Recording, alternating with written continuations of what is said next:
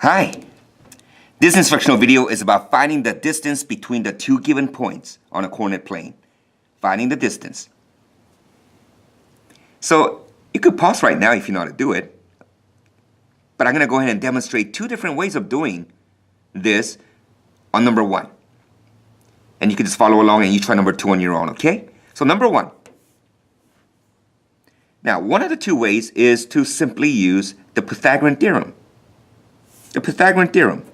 But the Pythagorean theorem, as we know, is a squared plus b squared equals a c squared. Yeah, that one. Some of you know that for the Pythagorean theorem to work, you have to have a right triangle of some kind, where you have the a and a b, and you look for the missing side c.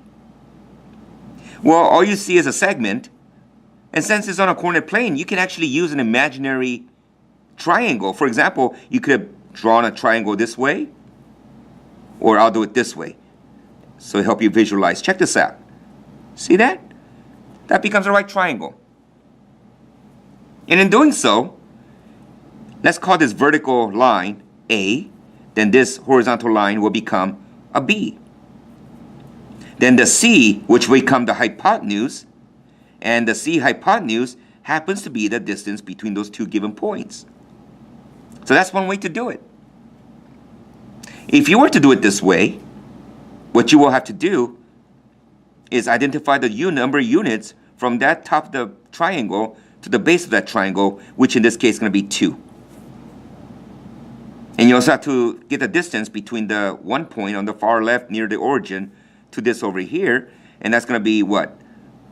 1, 2, 3, 4, 5, or 6 minus 1 is 5, so that's 5 units. So you have your A and the B. So you could just substitute it in here and find the C. If you want to see that in action, here's how it works. So since we know that A is 2, so we go 2 squared, and we know that B is 5, that becomes 5 squared equals C squared, which we're trying to figure out. We evaluate these two squares, we get 4 plus 25 equals a C squared. You add these two integers, we get 29 equals a c squared. Ooh, that's going to be ugly. Because when we square root both sides of the equation, square root of a c squared is simply a c. Now, 29 is a prime number. So your answer is, in fact, square root of 29. If you wanted to estimate that, you will have to use a calculator. And my high-speed calculator says that the square root of 29, now, I never used this one before, so let's see how it works. I think I have to put in the radicand first, 29, and now I'm going to press the shift, the second function, shift, and then the square root. It says it's about, oh, it works, 3.0723, so let's just round it off to the nearest hundredth place. So C is approximately 3.07. Does that sound right? That doesn't sound right. You know why? Because the hypotenuse is supposed to be the longest part. Maybe I didn't punch something in. Let's try that again. 29, shift, square root.